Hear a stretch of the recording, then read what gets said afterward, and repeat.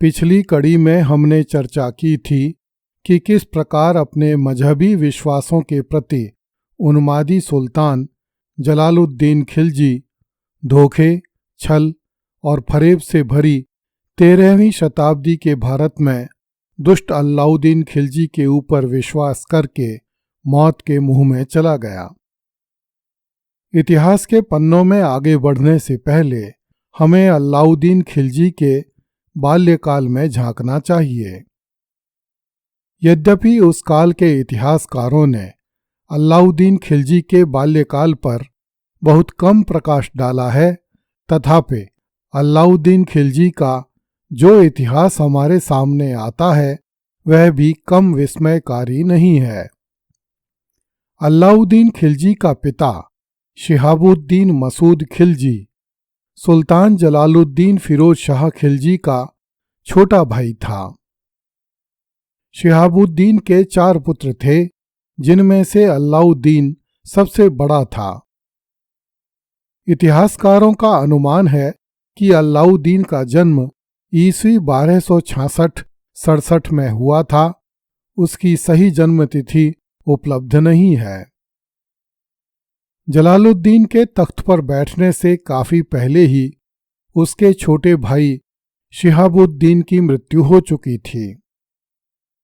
उसकी मृत्यु के समय अलाउद्दीन खिलजी छोटा बालक ही था, इसलिए अलाउद्दीन का पालन पोषण जलालुद्दीन खिलजी ने किया था। चूंकि जलालुद्दीन अपने जीवन के अधिकांश समय में मंगोलों से लड़ने के लिए भारत की पश्चिमोत्तर सीमा पर नियुक्त था, इसलिए उसके परिवार के लड़कों को नियमित रूप से लिखने पढ़ने की सुविधा प्राप्त नहीं हो सकी थी। जलालुद्दीन अपने पितृहीन भतीजों से अत्यंत प्रेम करता था। जब ये भतीजे बड़े हुए तो जलालुद्दीन ने अपनी पुत्री का विवाह अलाउद्दीन के साथ कर दिया। इस प्रकार अलाउद्दीन खिलजी जलालुद्दीन खिलजी का भतीजा तथा दामाद दोनों ही था। पढ़ाई लिखाई में रुचि नहीं होने से अलाउद्दीन नितांत निरक्षर बना रहा, किंतु उसने घुड़सवारी, खेलकूद तथा युद्ध विद्या सीख ली। जब जलालुद्दीन खिलजी सुल्तान बना तो अलाउद्दीन को अमीर तुजुक अर्थात उत्सव आयोजनों के मंत्री का पद दिया गया। कहने को अलाउद्दीन एक सुल्तान का दामाद था, किंतु उसका वैवाहिक जीवन बहुत नीरस था। उसकी सास मलिका जहान तथा पत्नी दोनों मिलकर अलाउद्दीन को बात बात पर ताने देती थीं।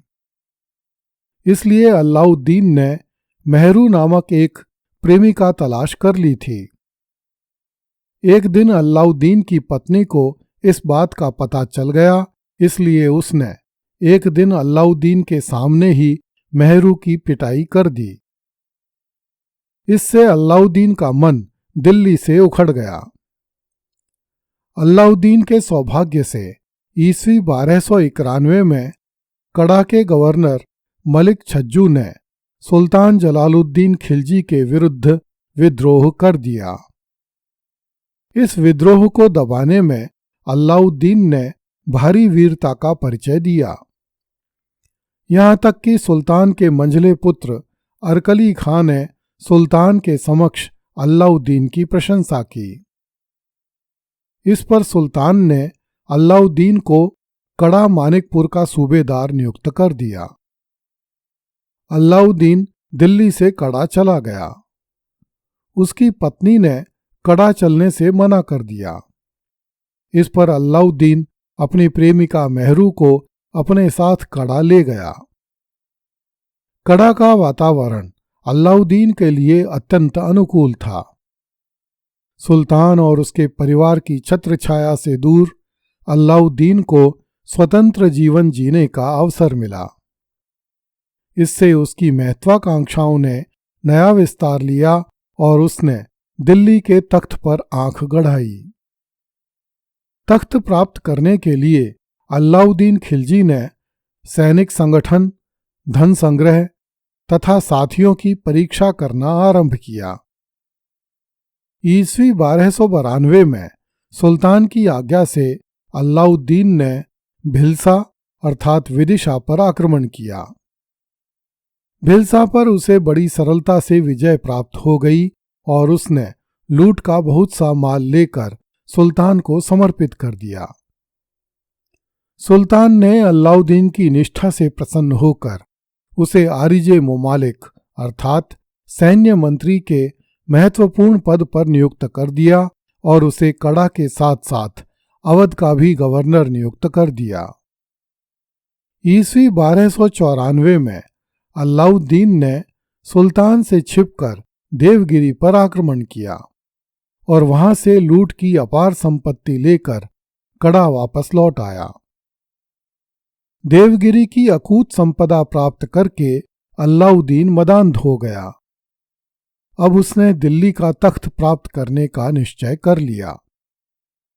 उसने कई तरह के बहाने करके अपने ससुर तथा ताऊ सुल्तान जलालुद्दीन खिलजी को कड़ा बुलाया।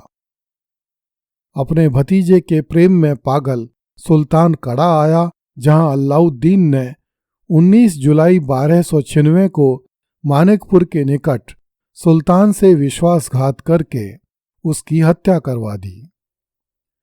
इतना किए जाने के बाद भी दिल्ली का तख्त अभी दूर था। मरहूम सुल्तान जलालुद्दीन खिलजी के 2 पुत्र अभी जीवित थे, उन्हें भी मार्ग से हटाना आवश्यक था। सुल्तान जलालुद्दीन खिलजी की बेगम मलिका जहान को जैसे ही सुल्तान की कड़ा में हत्या होने का समाचार मिला, उसने अपने छोटे पुत्र कद्र खां को रुकनुद्दीन इब्राहिम के नाम से दिल्ली के तख्त पर बैठा दिया। क्योंकि मंझला पुत्र अरकली खां मुल्तान का गवर्नर होने के कारण मुल्तान में था। संभवतः जलालुद्दीन का बड़ा पुत्र खान खाना महमूद इस समय तक मृत्यु को प्राप्त हो चुका था। जब अरकली खां ने सुना कि उसकी मां ने छोटे पुत्र कद्र खां को दिल्ली के तख्त पर बैठा दिया, तो वह अपने परिवार से नाराज हो गया तथा उसने अपने परिवार की सहायता करने के लिए दिल्ली आना उचित नहीं समझा। जब अलाउद्दीन को सुल्तान के परिवार में फूट पड़ने के समाचार मिले, तो अलाउद्दीन ने दिल्ली जाने का निर्णय लिया। उसने मार्ग में नए सैनिकों की भी भर्ती की। सैनिकों की भर्ती का तरीका भी बहुत विचित्र था। शाही छावनी के प्रत्येक द्वार पर मंजनीक अर्थात खजांची सोने की 5-5 मन अशर्फियां लेकर खड़े हो गए। जो सैनिक सेना में भर्ती होना चाहते थे, उन पर ये अशर्फियां लुटाई जाती थीं। अशर्फियां लूटने के लिए दूर दूर से लोग आने लगे और दल के दल अलाउद्दीन की सेना में भर्ती होने लगे। इस प्रकार जब अलाउद्दीन दिल्ली पहुंचा, तो उसके पास 56,000 घुड़सवार तथा 70,000 पैदल सिपाही हो गए। जब दिल्ली की शाही सेना ने अलाउद्दीन का मार्ग रोका, तो उन्हें भी अलाउद्दीन की सेना में भर्ती होने का निमंत्रण दिया गया तथा वे भी अशर्फियां लूटने के लालच में शाही सेना को छोड़कर अलाउद्दीन की सेना में आकर जमा होने लगे। दिल्ली के लालची अमीरों को भी मुंह मांगा पैसा देकर अलाउद्दीन ने अपनी ओर मिला लिया।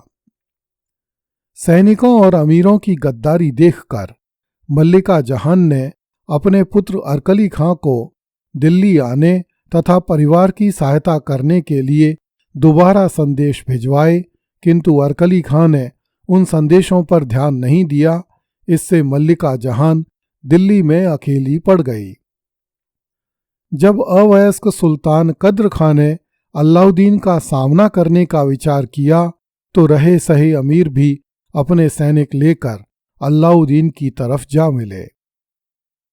इससे मलिका जहान अपने परिवार को लेकर अपने पुत्र अरकली खां के पास मुल्तान भाग गई।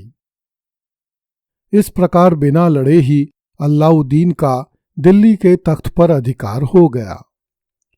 अगली कड़ी में देखिए, अलाउद्दीन खिलजी ने जलाली अमीरों की आंखें फोड़कर जेल में ठूंस दिया। कृपया इस चैनल को लाइक, सब्सक्राइब एवं शेयर करें। धन्यवाद।